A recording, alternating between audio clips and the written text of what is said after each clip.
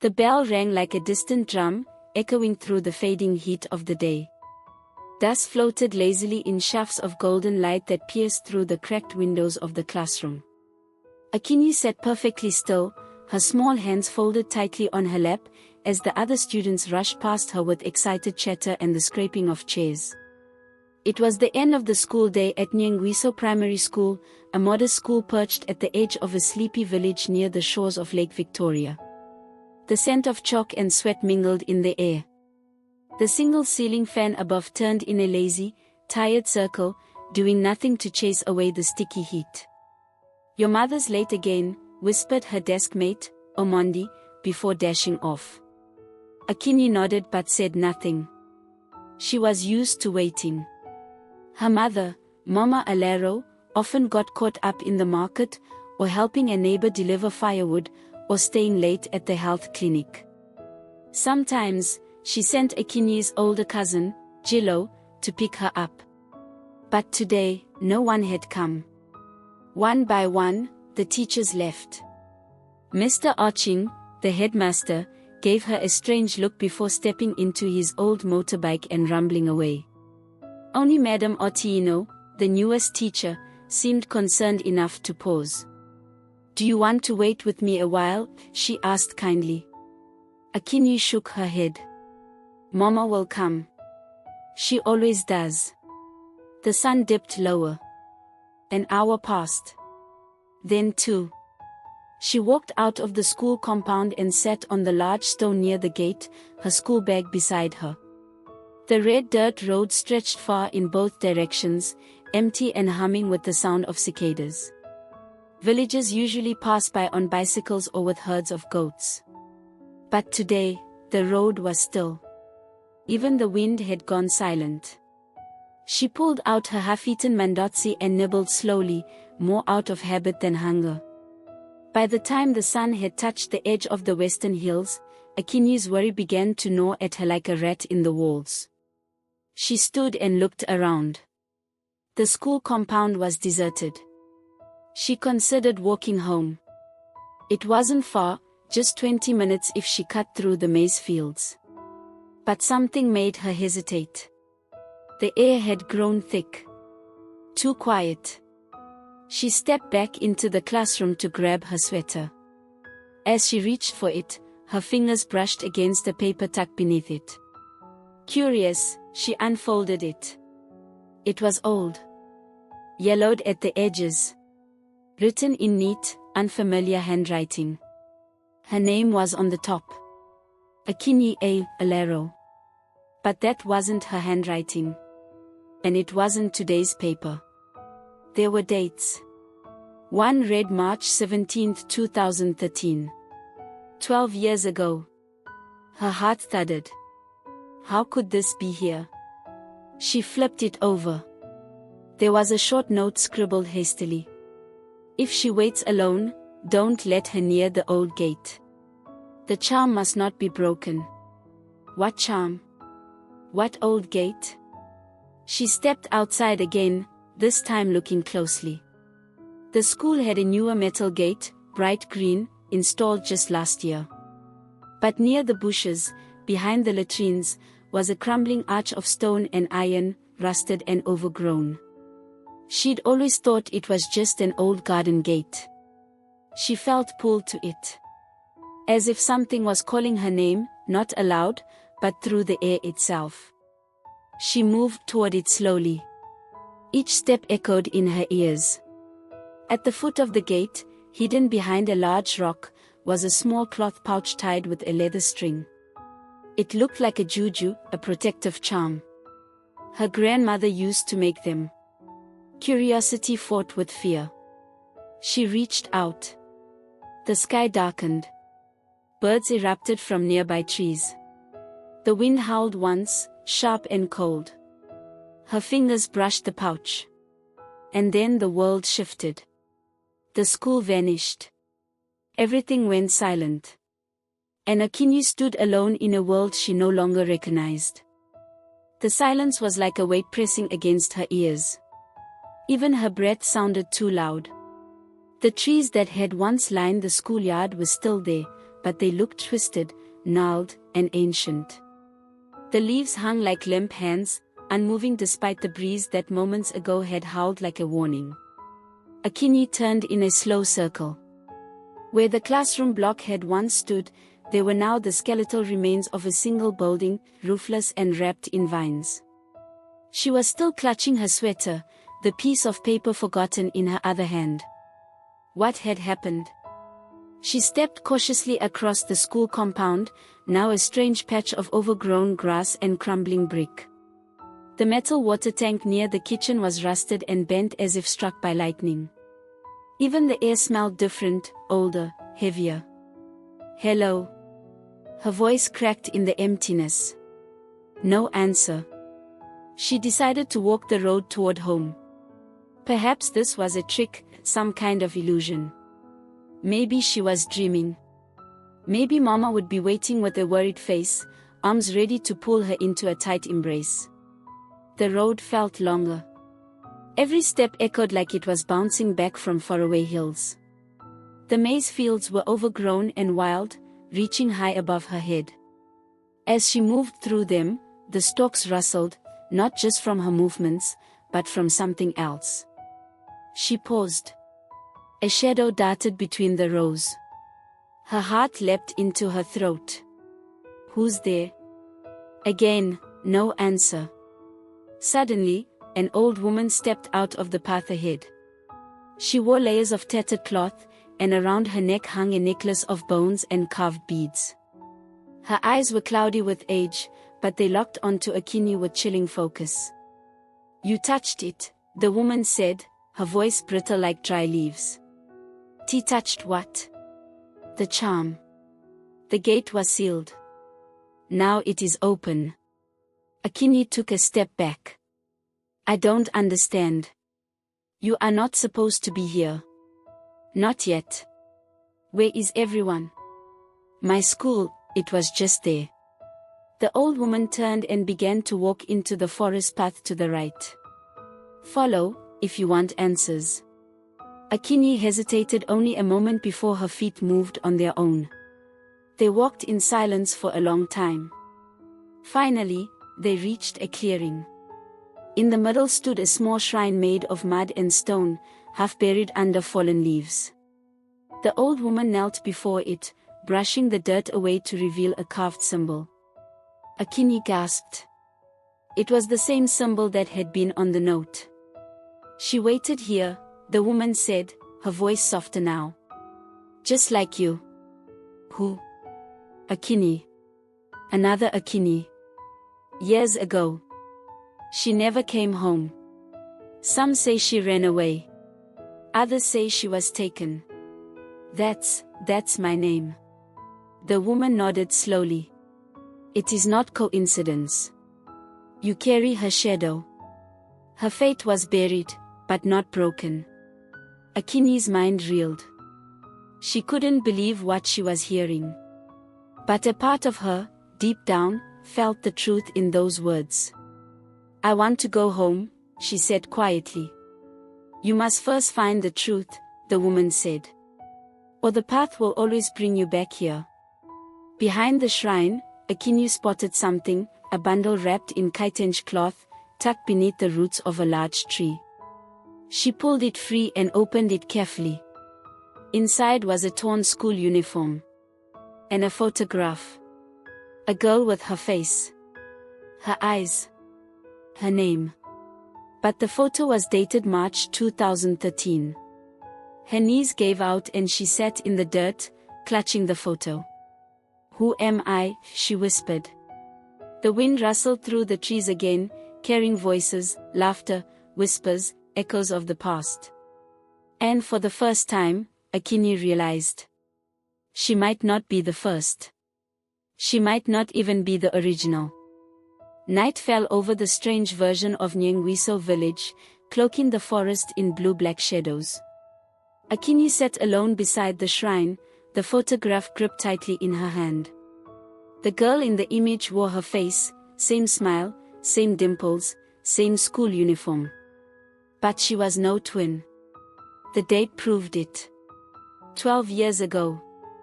Her thoughts were a whirlwind. Who was she, really? Why had no one ever told her of this other Akinyi? And why did it feel like pieces of her memory were shifting, rearranging themselves as though waking from a long sleep? The old woman had vanished when Akinyi awoke from a short, restless nap. The fire at the shrine had gone cold. Alone now, she stood and followed the only path visible under the sliver of moonlight. She walked back toward the school. Or what was left of it. The ruins looked even more haunted at night. Akinyi's eyes were drawn to the back of the crumbling classroom block, the old storage room. It was half buried under vines, but the door stood ajar. Inside, dust thick as ash coated the furniture. Rusted shelves, broken desks, torn exercise books. But it was what was drawn on the far wall that made her blood run cold.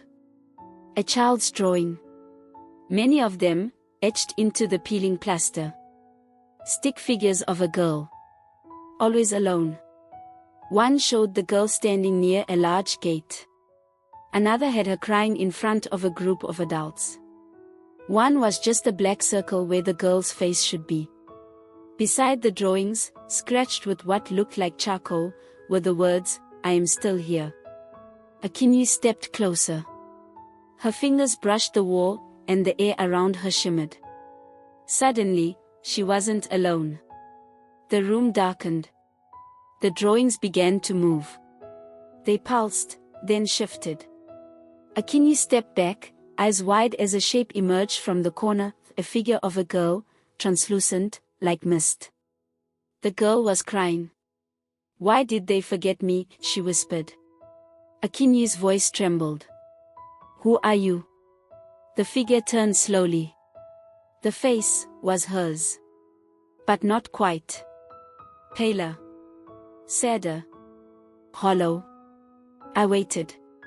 Just like you. A cold gust swept the room. The door slammed shut.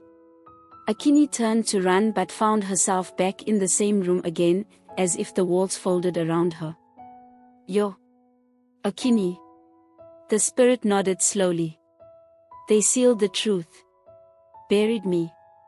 Made another. You." Akinyi's knees buckled. "They made me?" The spirit stepped closer, reaching out. Her hand passed through Akinyi's shoulder like a cold mist. "Not made. Chosen. You're the echo. I am the memory." The drawings on the wall began to glow faintly. Akinyi felt dizzy. She looked around and noticed a pile of old files beneath the desk in the corner. She knelt and pulled them out, brushing off years of dust. One was a class register from 2013. Akinyi A. Helero, marked absent after March 17th. Another file, confidential, written by the former headmaster, contained a disturbing entry. Akinyi never came home. Village elders insisted on silence. They said she wandered too close to the gate. A cleansing was performed. I fear something darker happened. Tears welled in Akinyi's eyes. "I'm living her life," she whispered. "But why me?" The spirit of the girl smiled faintly. "Because you were strong enough to return." A loud creak echoed from behind. Akinyi turned, and saw a trapdoor in the corner slowly rising. Below it, stairs led into darkness. The spirit whispered, "Down there is the truth." Akinyi swallowed hard and stepped forward. The air grew colder with each descent. The stone walls were damp and lined with markings, symbols she vaguely remembered from childhood stories. At the bottom, a single oil lamp flickered in a small underground room. Carved into the far wall was a mural, a girl, surrounded by flames, standing before a circle of masked elders. In the center of the room was a mirror. When Akinyi looked into it, she didn't see her reflection. She saw the other Akinyi.